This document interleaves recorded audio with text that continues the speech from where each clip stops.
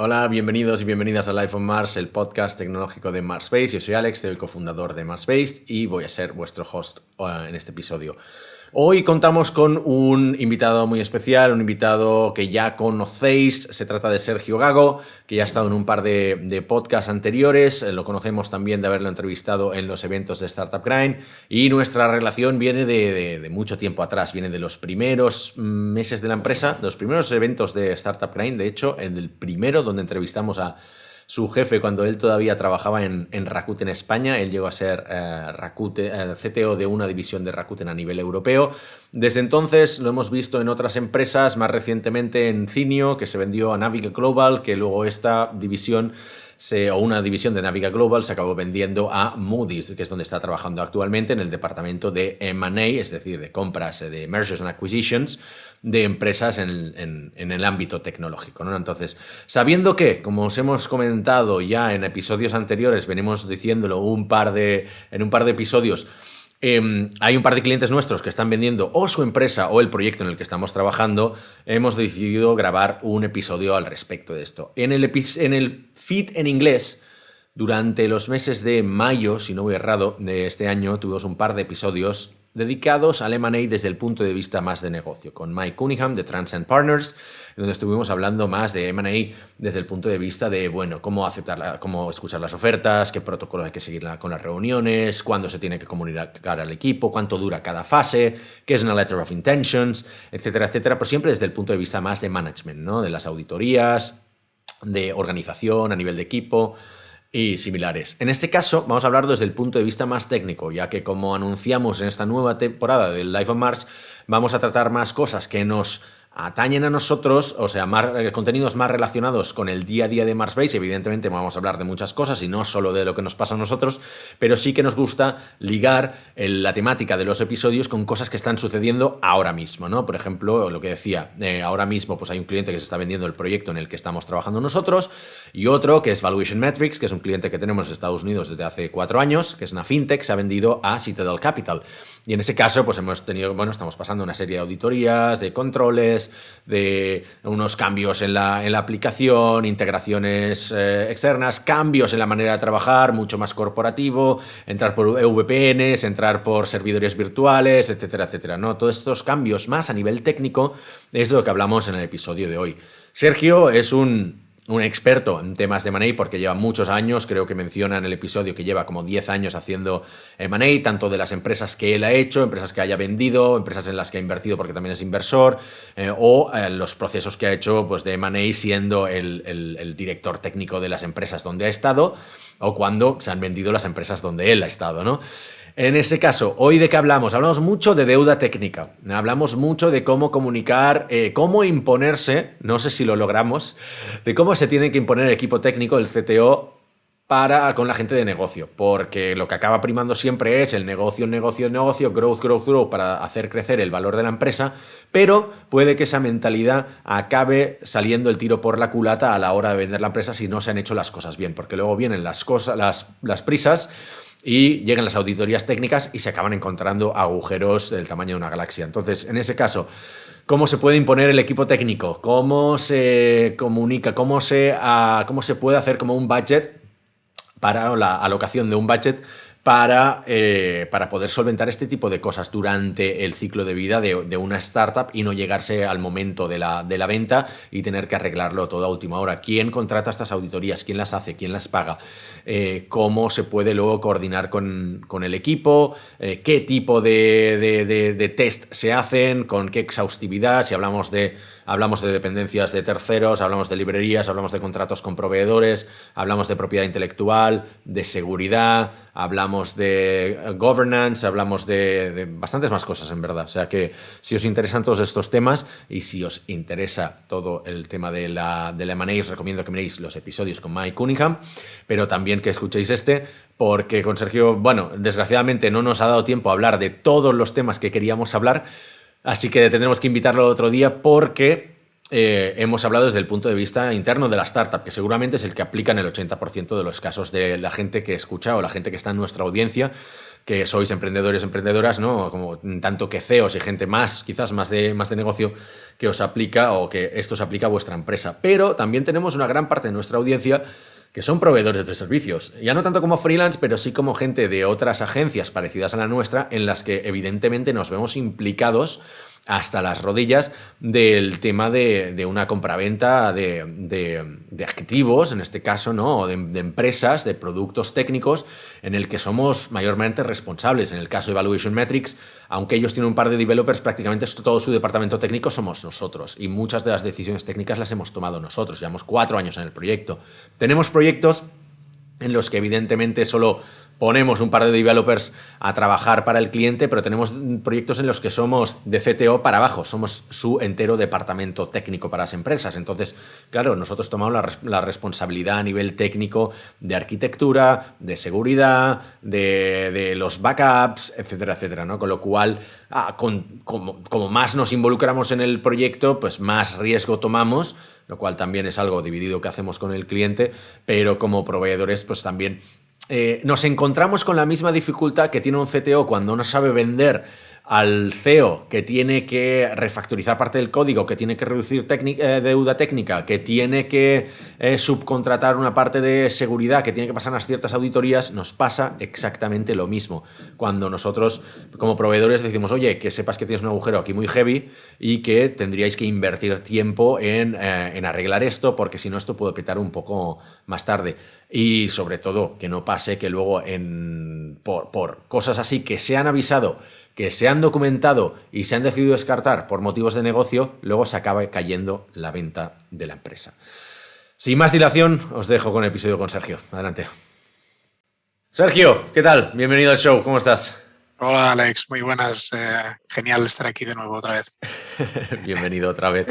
Oye, como comentaba en la intro del episodio de hoy, pues estamos en dos procesos de M&A, no porque estén comprando Marsbase, como ya he comentado en las intros, sino porque, bueno, uno de nuestros clientes está vendiendo un proyecto en el que estamos trabajando nosotros y otro cliente, que es el caso de Valuation Metrics, una fintech de Estados Unidos, se ha vendido la empresa a Citadel Capital, ¿no? En ambos procesos tenemos, bueno, el proceso de M&A nosotros desde el punto de vista del vendor, del proveedor de servicios, y tú como experto no solo tecnológico, sino también en temas de M&A, pues bueno, quería que comentáramos este tema para que nuestra audiencia aprenda de cómo van estos temas, cómo prepararlo y todo. Primero sí quieres dar un poco de contexto, qué es lo que estás haciendo en el último año, por qué tu experiencia en M&A, y luego nos metemos al lío, ¿te parece?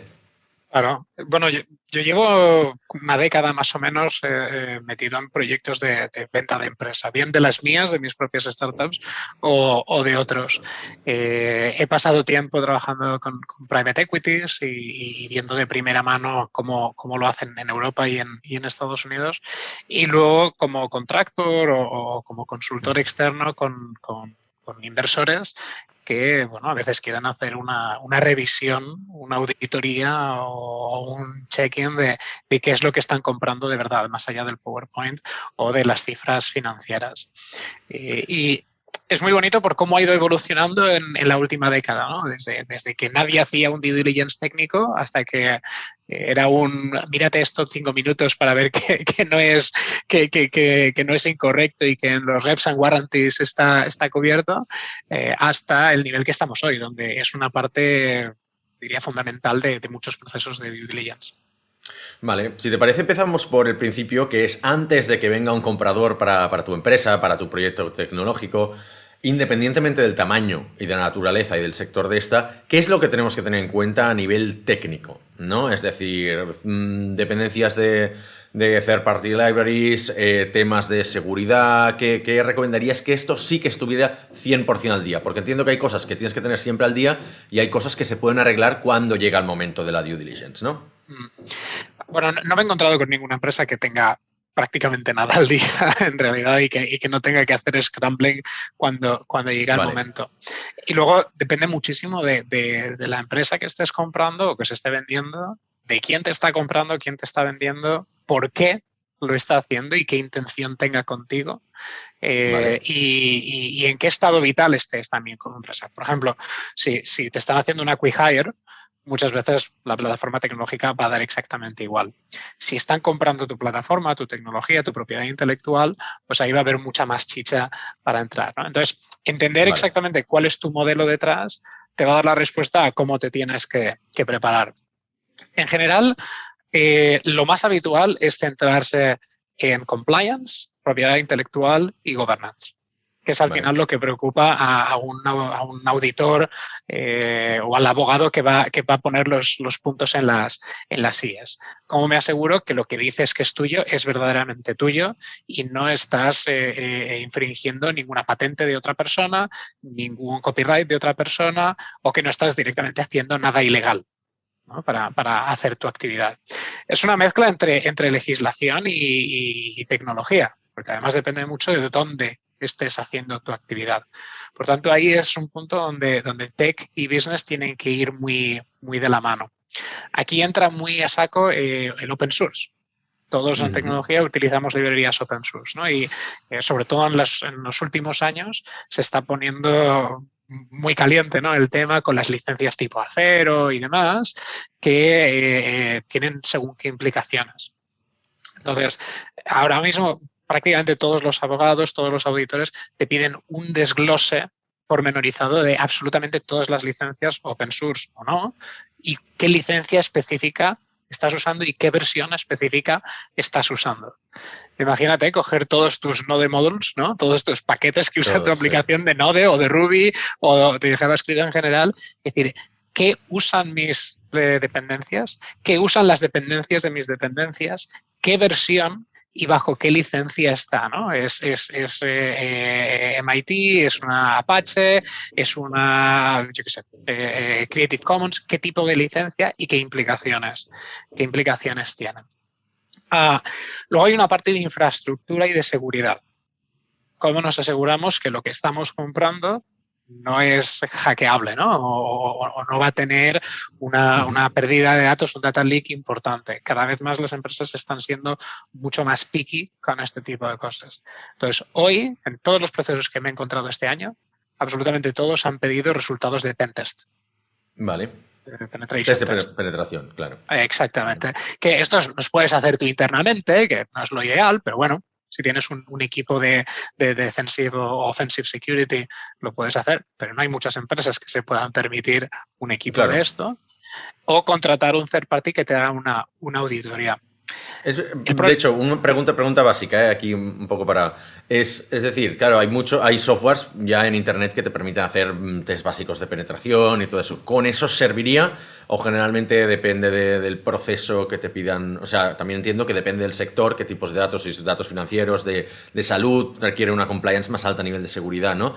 Entonces, en ese caso, ¿con estos software tendrías suficiente o hay que ir a pedir auditorías externas?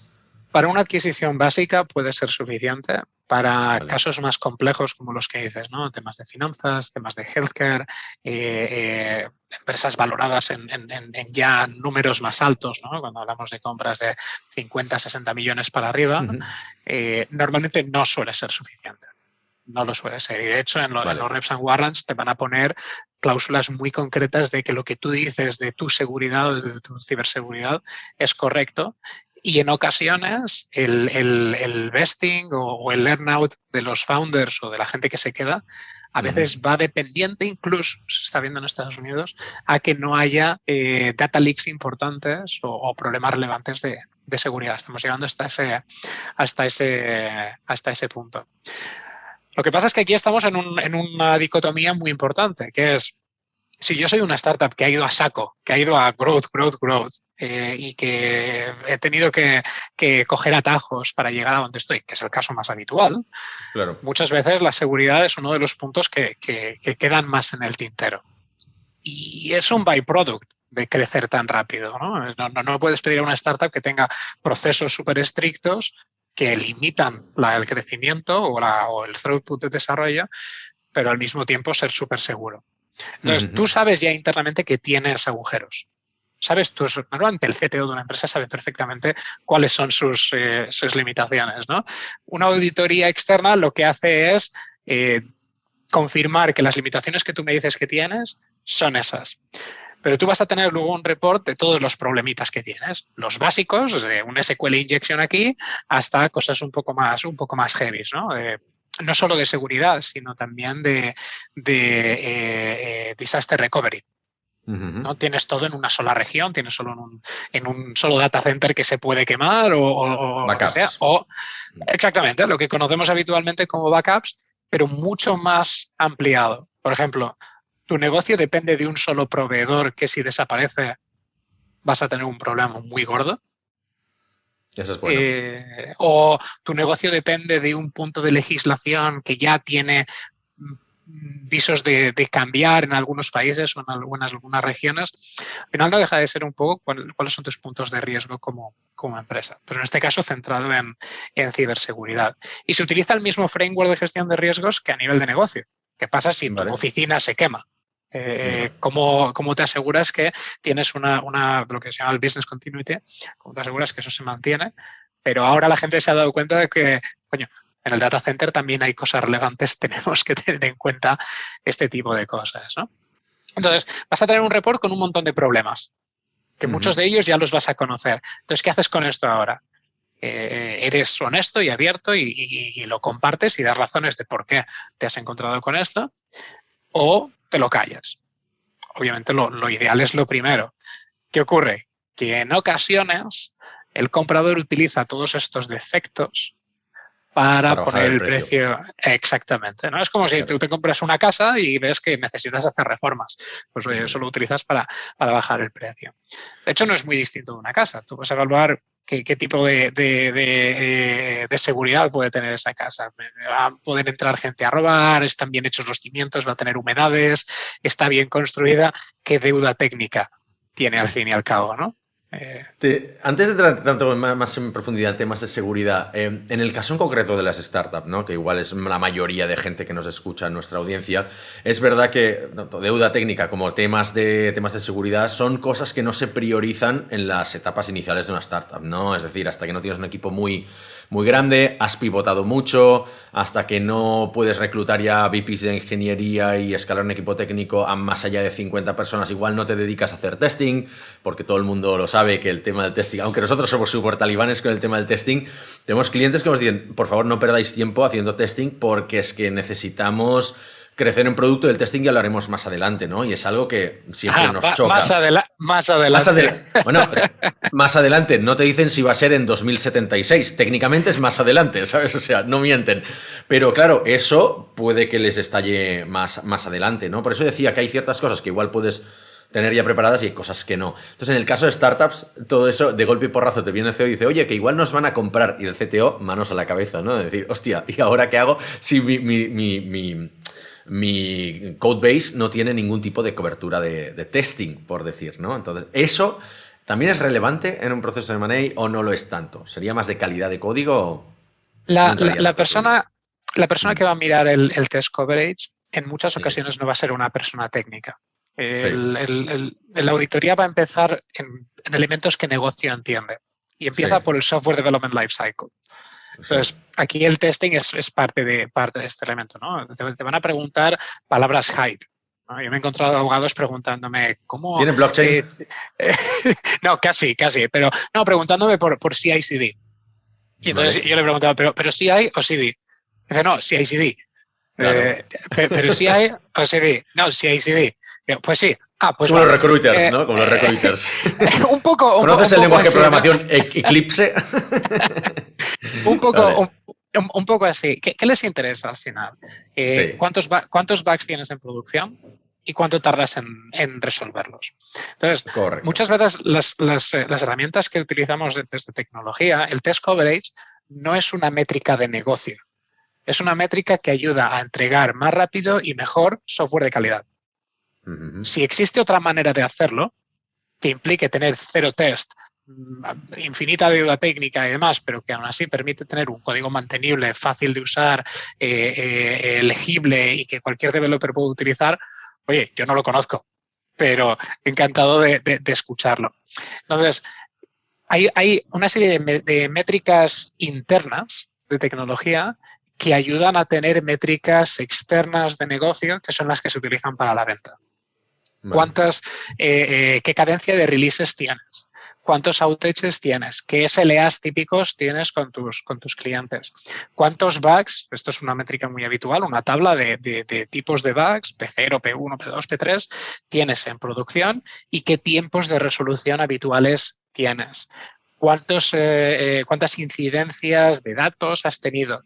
Están preguntando mucho ahora cuántas peticiones de olvido de GDPR has tenido en los últimos tiempos y cuántos problemas has tenido.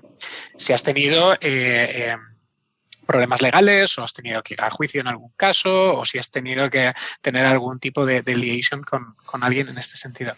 Eso es lo que les preocupa. Más y más nos estamos encontrando, sobre todo en Estados Unidos, gente que ya mide deuda técnica. Y esto para mí es que me explota la cabeza, ¿no? Que alguien de ¿Cómo la medimos, Sergio? ¿Cómo la medimos? O sea, es la pregunta del millón.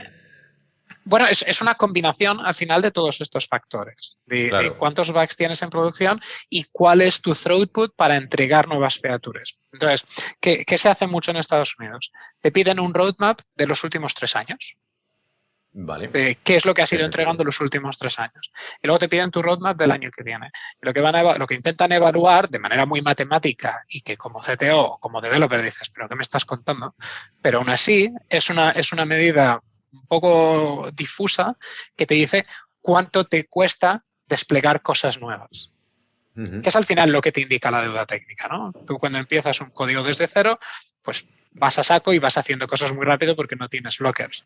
Cuando tienes un equipo más grande, mucho código, muchas dependencias, crear lo mismo te cuesta más porque tienes más problemas alrededor, porque todo este tipo de cosas. Entonces, les da más igual que tengas un buen test coverage.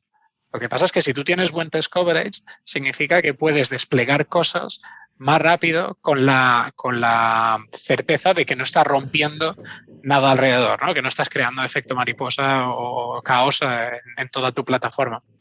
Por tanto, la misma feature, tardas un día, el primer día de trabajo de tu empresa, 2 días, 5 meses después, una semana al año y pico, porque ya tienes un montón de legacy, y 2 semanas cuando tienes un equipo de 200 personas, porque ya tiene que haber un product manager, un project manager, un approval, no sé qué, el ticket. Dices, coño, que solo estoy haciendo una pantalla de login, que esto lo pico en 2 horas. Sí, pero tardas 2 semanas. Y a lo mejor con todos los procesos y ciclos que tienes, tardas 3 meses en tenerlo en producción.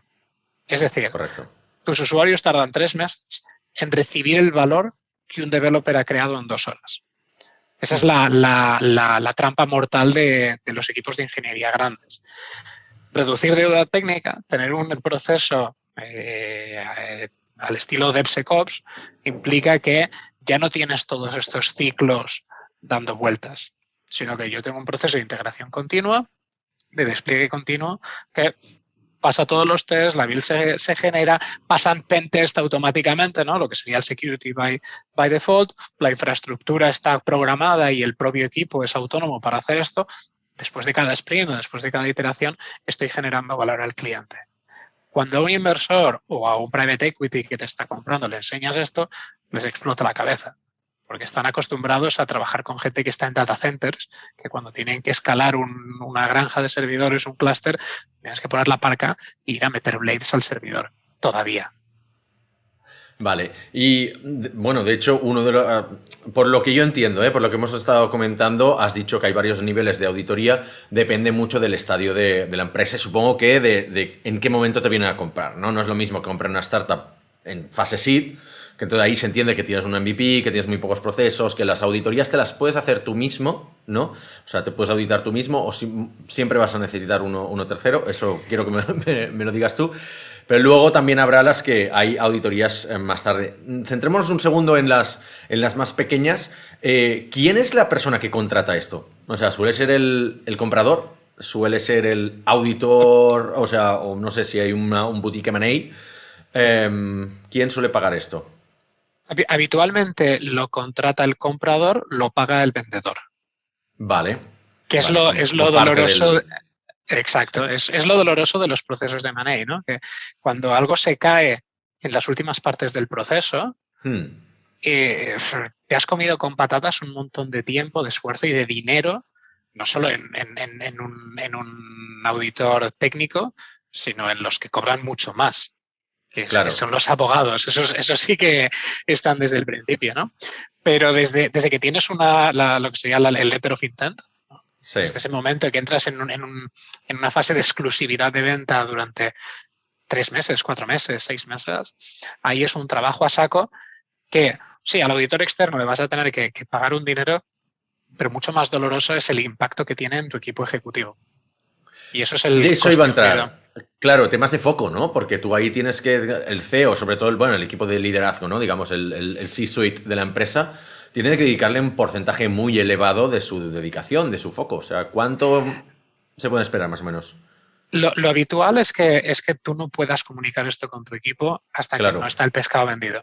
De manera que el C se lo tiene que comer absolutamente todo. Muchas veces tiene que investigar y hacer arqueología en cosas que normalmente no llevas en el día a día.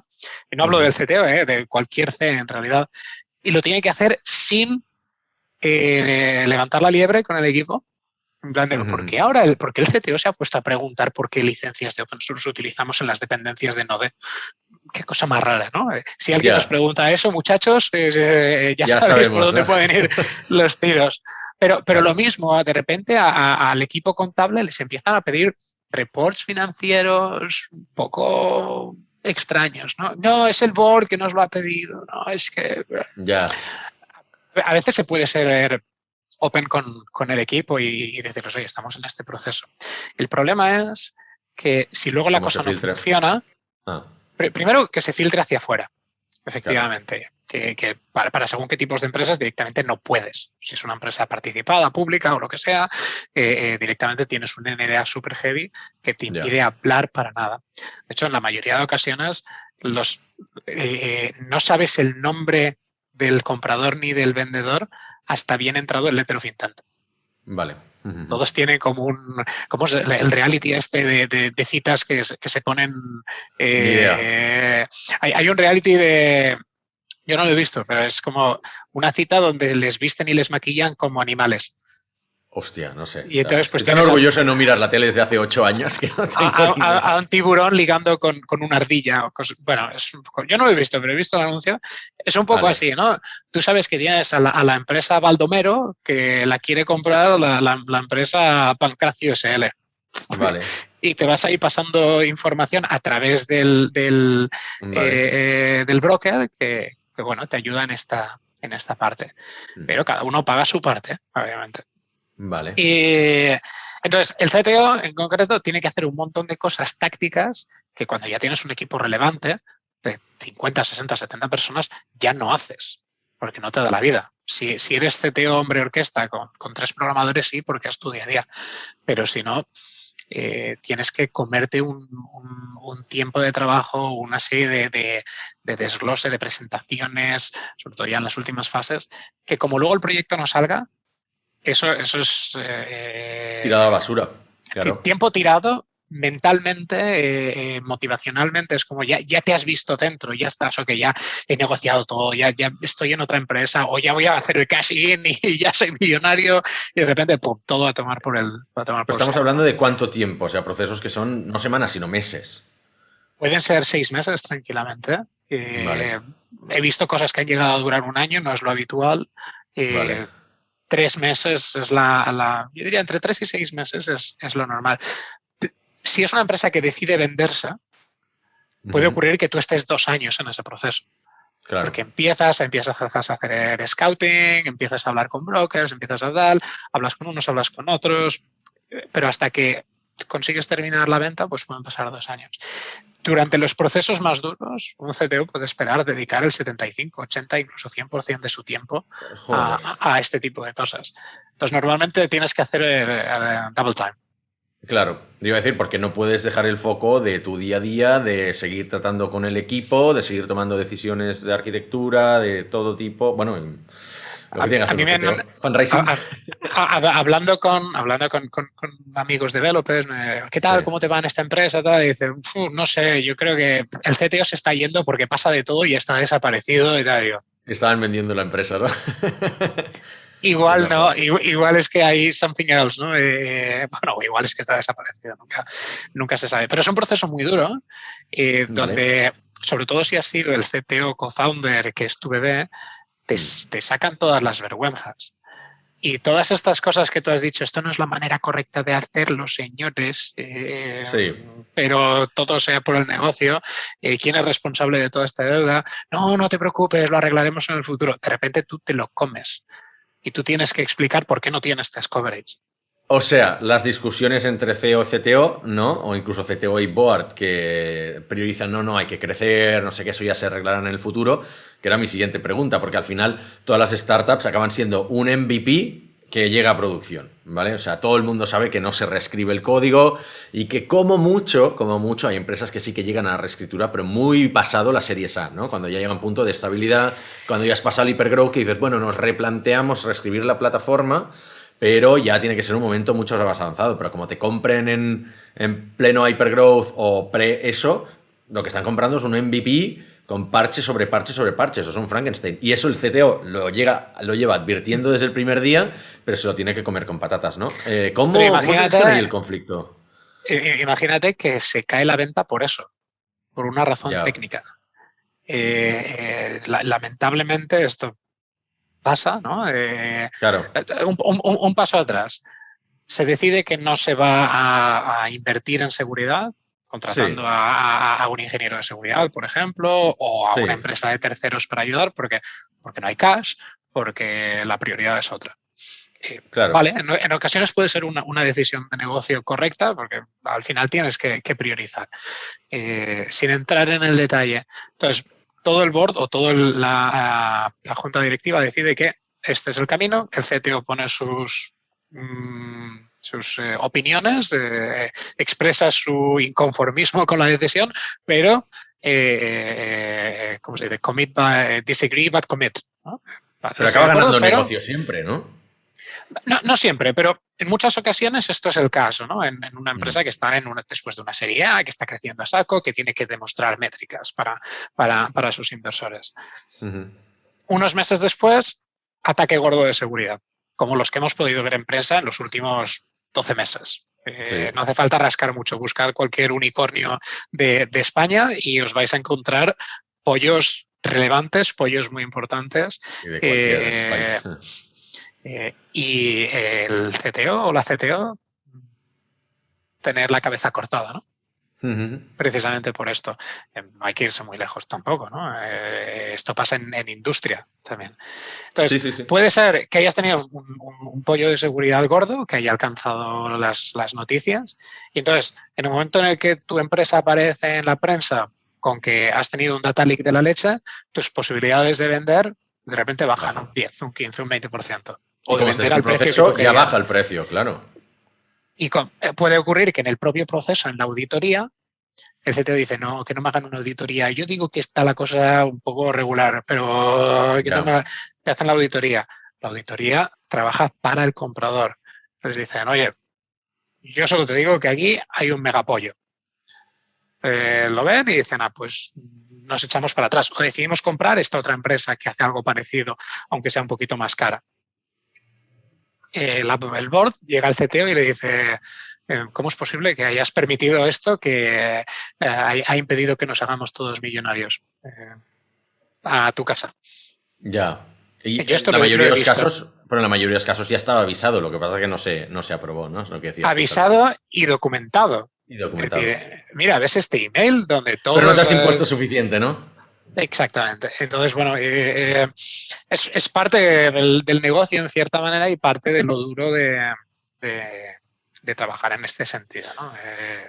O sea, ¿tú crees que el CTO se debería imponer más en este tipo de decisiones que impactan al negocio? Porque tienen que ver con, oye, mira, tenemos que parar, tenemos que hacer 2 meses de refactorización, de reducción de código, de lo que fuera, porque si no esto puede petarnos. Claro, no se contempla mucho. Yo no he escuchado mucho ese tipo de argumentos, ¿no? Oye, es que si no haces esto bien, nos va a afectar posteriormente a la venta. Te doy un ejemplo, ¿eh? Por ejemplo, nosotros nos hemos dado cuenta hace, no sé si es una cosa que debería ser pública o no, pero bueno, da igual, lo voy a comentar, que tenemos un cliente con el que nunca llegamos a firmar contrato, ¿vale? Llevamos 3 años trabajando para este cliente non-stop, sin contrato, porque no llegaron a firmarlo nunca. ¿Qué pasa? Que, hombre, yo los he perseguido por activa y por pasiva, no por tener el contrato, me da igual. O sea, mientras paguen y podamos hacer las cosas y tenemos una relación fantástica, todo fenomenal. Pero yo les advierto, digo, esto en el momento que tengáis una auditoría o una inspección de GDPR, esto a vosotros os va a generar un problema, ¿vale? En el momento de una compra tendrán que auditar la relación con los providers, dependencias, todo esto, y si no estamos con contrato, ahí va a haber un fallo. Seguramente se puede regularizar en el momento, y quizás es un caso fácil de resolver. Pero es eso, ¿en qué momento tienes que ser tú tan pushy como para decirle al CEO, oye, para todo lo que estás haciendo porque esto es un gran riesgo si algún día quieres vender la empresa? Exacto. Yo creo que es algo que se hace desde el primer momento y por suerte, bueno, yo creo que por suerte para la gente como nosotros quizá, cada vez la tecnología está teniendo un peso más relevante en los procesos de due diligence. Hace 10 años nadie miraba la tecnología. Se compraban portales de Internet, pero era como, tienes tantos empleados, tienes tanto revenue y ya está. Claro. Se compraban empresas digitales de la misma manera que comprabas una panadería. Entonces mirabas múltiplos de EBITDA y ya está, sobre todo cuando son empresas Y tráfico. post-revenue. Era tráfico, sí. Tráfico, base de datos, revenue en advertisement, cosas de este estilo. Exacto. Que luego la plataforma se coge con un hilo y no hay quien la pueda agarrar. No pasa nada. Tú metes programadores por kilos y la cosa funciona. Exacto. Y hasta cierto punto era así.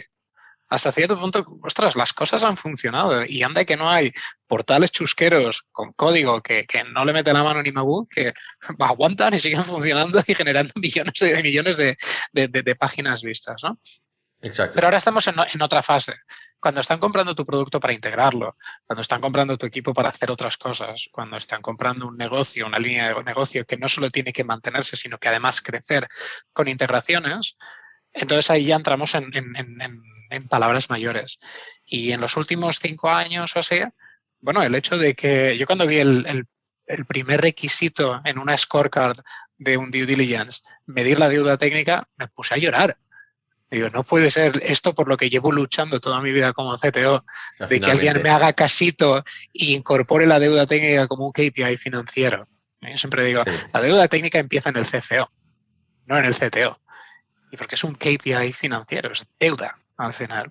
Vale. Y que viene un grupo, un private equity enorme que se gasta millonadas y millonadas en empresas y te dice, oiga, me mide usted la deuda técnica, por favor, y me da una estimación de crecimiento mensual, cuarter y anual.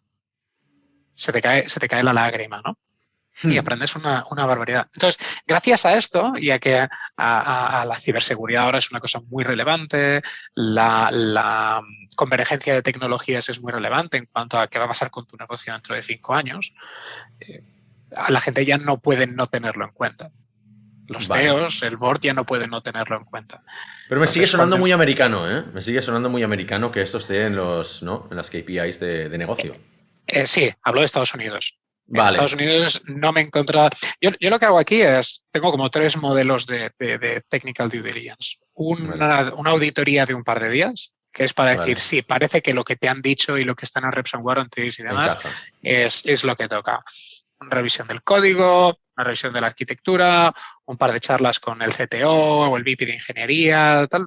Oye, sí, parece que no hay grandes riesgos aquí. O, ojo, estás comprando esto, pero como se te vaya, no el CTO, este developer, como se te vaya Juan, tienes un problema. Hay que auditar el equipo técnico también, claro. Hay que auditar la rotación del equipo, no solo la rotación en los últimos 3 meses, sino en los últimos 2 años, y los single point of failure. ¿Cómo va? ¿Por qué? Porque al final en tu proceso de compra no solo tienes que tener retention packages para los CES, si es que te interesa, pero sobre todo para las personas críticas exacto, que puede ser alguien de contabilidad, que es la persona por la que pasan todas las facturas o royalties, que sabe qué botón tiene que dar, o que tiene un comercial que es el que tiene toda la cartera de clientes en su bolsillo, y el administrador de sistemas, que es el que tiene todas las claves y que no está documentado y ya está. Es decir, si tu plataforma no es perfecta, si tienes una deuda técnica brutal, si tienes problemas de seguridad, al menos que tengas formas de arreglarlo rápidamente. Cuando es arreglarlo rápidamente, ¿cuánto tiempo suele llevar un proceso de arreglar las cosas? Oh, shit, eso se está quemando. A ver, sabemos que los procesos de compra suelen ser eso, ¿no? Pues unos 6 meses, entre 6 y 18 meses, pero no tienes todos esos meses para arreglar la deuda técnica ni los problemas técnicos. ¿Estamos hablando de un mes, 2 meses? Pueden ser entre 6 y 12 meses Hostia. para poner el lacito a la empresa. ¿Por qué? Porque en Vale, ocasiones implica cambiar gente del equipo. vale, Hay veces que dependen de muchísimos factores, ¿no? Pero en ocasiones vender la toma ya. empresa implica cambiar a tu CTO, Vale, porque vale. sabes que puede ser una parte muy débil, ¿no? O cambiarlo o moverlo de posición. Hay veces No es que el hay CTO empresas, para la siguiente etapa, claro, eso pasa mucho. muchas veces ves empresas que tienen un CTO y que están contratando un VP de ingeniería, pero que es más senior, que reporta al Ex-Google. CEO. Sí. Que está normalmente suele Vale, ser para este tipo de cosas, ¿no? vale. Eh, Luego muchas cosas son para for the looks, son cosas para mostrar. Oye, vamos a dedicar más a hacer buena documentación. Vamos a dedicar un poco de tiempo a documentar el development lifecycle que tenemos, Muy a bien. tener una serie de procesos que aunque no los sigamos al pie de la letra, al menos están ahí, ¿no? Claro, ¿qué les importa a la gente? Oye, ¿cuál es tu proceso cuando tienes una incidencia en producción? Ah, Ujú. no, pues a alguien le suena el móvil, lo entra, lo arregla y ya está. Y le decimos al cliente que está. Y ha ido bien porque hasta ahora, en menos de 5 minutos o de media hora, hemos arreglado el problema. No importa tanto eso como decir, mira, hay un proceso, este es el runbook, le llega un page a esta persona a través de esta aplicación, esta persona entra, hace una revisión rápida, si tiene que escalar lo hace así. O sea, ¿cuál es el flujo? Luego se manda un post-mortem como mira, de que nos pasó hace 3 meses. El hecho de tener las cosas procedimentadas y documentadas le da más paz mental a la gente. Vale. Entonces, en ocasiones son cosas más de management y de procesos que puras de tecnología, de, oh my God, vamos a refactorizar esta parte de esta funcionalidad porque como la miren, estamos fastidiados. Vale. Solo se suele hacer auditoría de código en procesos muy, muy gordos. Y de hecho son auditorías muy fluffy. Vale. A día de hoy, en muchos sitios todavía te preguntan, te piden líneas de código y de qué lenguaje, Vale. que es bastante ridículo. Tú como CTO te No dices, no, sirve tienes que mucho. darme un report de líneas de código, cuántas clases tienes, cuántos métodos tiene cada clase de media, y dices, ¿de qué me Bueno, estás hablando? ¿No? Todavía estamos un poco en esa fase. Pero bueno, te sirve también para tener una idea de lo que tienes entre manos. de Y a la veces máquina. me he encontrado de decir, ostras, pues teníamos más PHP de lo que pensaba yo, ¿no? O tenemos una divergencia de lenguajes mucho más gorda de la que Vale. pensábamos. Bueno, te ayuda a hacerte un mapa mental. Última pregunta, porque sé que vamos pillados de tiempo. Igual es un poco filosófica, ¿vale? Pero quiero ver quiero ver cómo sales de esta. Que es cómo poder hacer que los perfiles técnicos podamos vender mejor este tipo de mejoras a los perfiles de business, ¿no? O sea, como CTO, como proveedor incluso, ¿vale?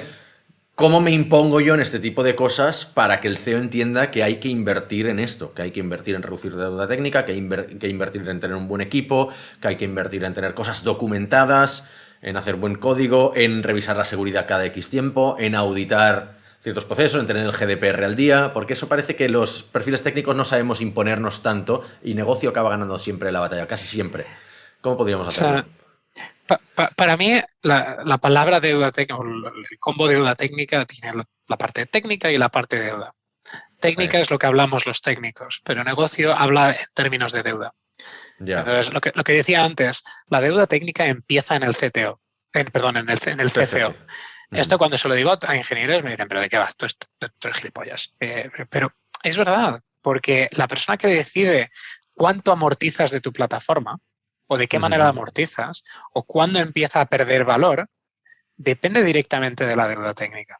Cuando Ujú. tú pones a nivel de KPIs financieros, mira, desarrollar esta funcionalidad que a priori nos va a generar un uplift de revenue del 0,5%. Hoy nos cuesta $15.000, pero es que dentro de 3 meses, si no hacemos esto, nos va a costar 30.000. Eso se entiende en términos financieros porque es supply chain, es industria, es lo más habitual. Todo el mundo entiende Ujú. que si no arreglas una máquina, tu riesgo de que la máquina se estropee y de que pierdas productividad, lo entienda, ¿no? Entonces tú puedes tomar decisiones de negocio en esa línea. Lo que no puedes ir es, que es creo el fallo que tenemos muchas veces, hablarles de es que tenemos que poner más test, es que tenemos que cambiar el Scrum de esta manera, es que tenemos que tener sprints de refactorización. No, porque eso son herramientas nuestras. Que es nuestra movida en cómo reducir la deuda técnica. Nosotros Se habla somos mucho los del expertos. qué, pero no del beneficio que aportan, ¿no? O sea, de lo que haremos, pero no del beneficio que aportaremos. Ahí está, ¿no? Luego, Vale. es muy importante que haya producto y tecnología vayan de la mano. Si bien sea la misma persona o dos personas, una reporte a la otra, da igual. Pero que producto entienda perfectamente, que sepa las implicaciones de la deuda técnica. ¿Cuáles son las implicaciones? Pues que en un mes puedo entregar estas funcionalidades o estas, si tengo X deuda técnica. Que una plataforma se puede caer o puede tener problemas y eso tiene un riesgo X y Z. ¿Qué entiende una junta directiva? Entiende de riesgos. Vale. Entonces, si tú les dices, costes. tenemos riesgos y coste que puede tener eso. Oye, con la plataforma que tenemos hoy, tenemos un 20% de posibilidades, y es un poco wild guessing, ¿no? Pero sí, un 20% de posibilidades de que tengamos un ataque informático y que perdamos datos críticos o datos que ni siquiera son nuestros y que nos demanden. Y el dinero en juego puede ser 3 millones de euros. Vale, ¿qué queremos hacer? 20% de posibilidades de que esto ocurra, pues este es el dinero que hay en juego, aparte de goodwill que perdemos, problemas de prensa, etcétera, etcétera. Claro. O vamos a saco a hacer estas funcionalidades que nos van a permitir ganar este cliente con un recurrent revenue de 3 millones al año. Bueno, pues tomas una decisión financiera. Vale, estamos de acuerdo todos que ignoramos este riesgo, no lo ignoramos, lo aceptamos y lo asumimos, lo tenemos ahí encima de nuestras cabezas como la espada de Damocles, pero lo hemos hecho porque es la única manera de ganar este cliente. Y hablando en esos términos, ¿no? Pero nunca en términos de código o en términos de tengo que refactorizar y cambiar esto de lenguaje porque no es suficientemente performante. Vale. La gente entiende, en negocio entiende términos de capacidad. Sí. ¿Hasta dónde podemos llegar? ¿Cuánto podemos hacer con todas estas manos que nos cuestan este dinero? Planificación, deadlines y costes, ¿no? Y lo que dices tú, también riesgos. Por eso cuando intentas vender un producto, dicen no digas qué funcionalidades tiene el producto, sino qué beneficios te aporta como usuario, ¿no? O sea que pero pues, fíjate igual lo mismo, ¿no? Que desde ingeniería nos hemos ido poco a poco hasta el otro lado. O sea, estamos yéndonos más lejos incluso de negocio. Ahora decimos, no, sí, es que trabajamos en Agile y no sé decirte qué te voy a entregar. Sí. Es que son iteraciones, es que pivotamos, es que... Tío, no, yo no puedo no saber qué voy a tener en X meses. Dame ciertos escenarios, dame ciertos movimientos. Yo trabajo en Agile y me gusta y trabajo con Scrum, pero no puede ser tu excusa para no estimar o para no poder dar una respuesta más o menos digna a negocio. Escenarios. Bueno, al final es todo cálculo de expectativas y de riesgos. Tenemos que dejarlo aquí, Sergio, que se nos acaba el tiempo, pero hay bastantes temas que no hemos tocado y sobre todo hay uno que a mí me interesaba mucho, pero creo que tendremos que invitarte otro día a hablar de este porque es desde el punto de vista de proveedor nosotros, ¿no? Porque ahí también hemos hablado mucho desde el punto de vista interno, del CTO, de los técnicos y tal, pero como tú también has sido proveedor de servicios, creo que podremos dedicar un episodio al respecto un poco más adelante, ¿te parece? Para la 2.0, muy bien. Venga. Pues venga, si quieres lo dejamos aquí. Si quieres 30 segundos para decir en qué te podemos ayudar, en qué estás metido ahora, hacer un update desde el último episodio en el que estuviste y cerramos. Bueno, estoy montando una startup de computación cuántica y estamos en las fases más iniciales, generando deuda técnica. En Deep Tech no sé ni siquiera si se puede considerar deuda técnica, entonces cualquier cosa que escuchéis de computación cuántica, si alguien necesita saber más, que me contacte. Y luego, aparte, una cosa que hago activamente es ayudar a startups y apoyarlas precisamente en esto, ¿no? En due diligence técnica, de cómo prepararse si van a ir hacia esa fase o desde la perspectiva del comprador hacer la auditoría. Entonces, si puedo ayudar a alguna empresa o startup en este sentido, encantado de echaros una mano.